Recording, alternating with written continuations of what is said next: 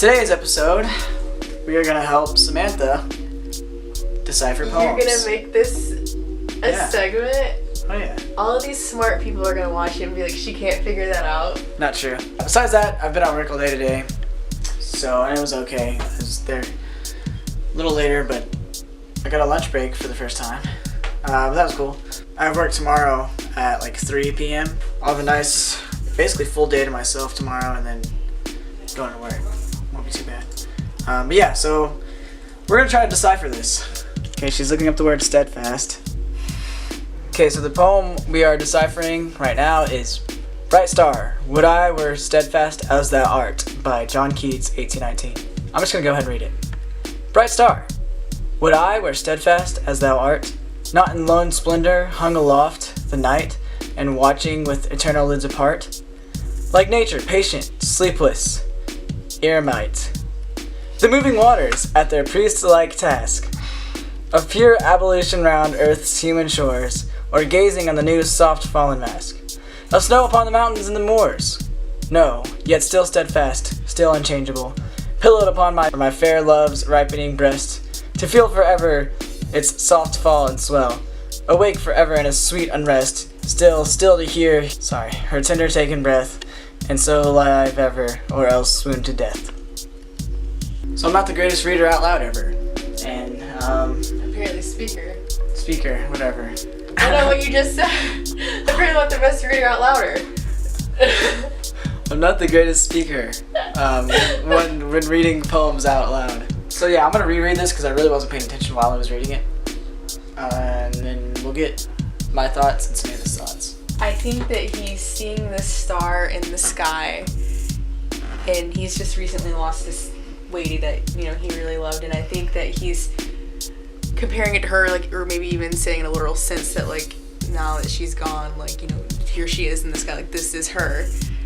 And because he's saying how he can't stop gazing at it and, like, watching it and admiring it like art, like it says in the first line, how watching it and gazing it, he describes himself as a loner, basically, sleepless night.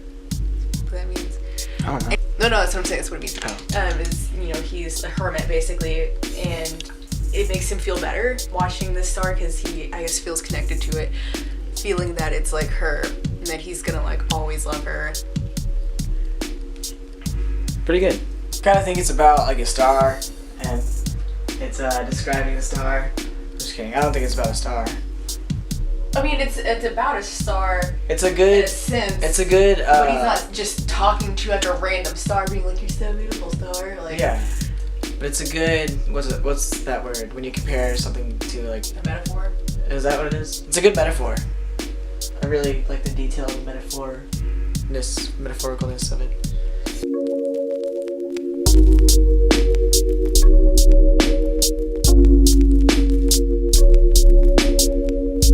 Final thoughts on this poem, Samantha?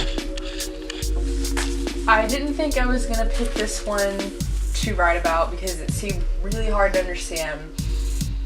But I don't know, I'm just not getting into Lord Byron's.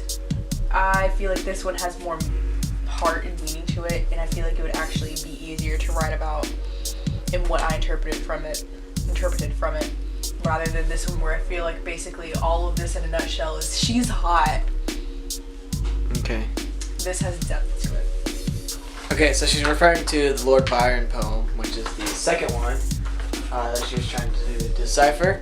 So I'm just gonna kind of do like a slow pan, I guess, if you want to read it. I'm not gonna read this one out loud. But it's called She Walks in Beauty by George Gordon, Lord Byron, 1814.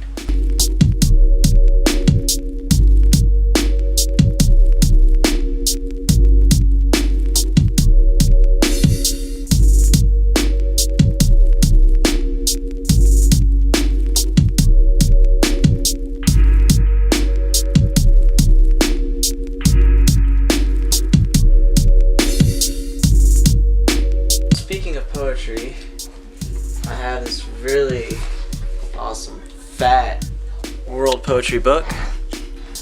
I got it, I got it from my parents' house. So yeah, it's pretty cool. I'm gonna read some of it someday.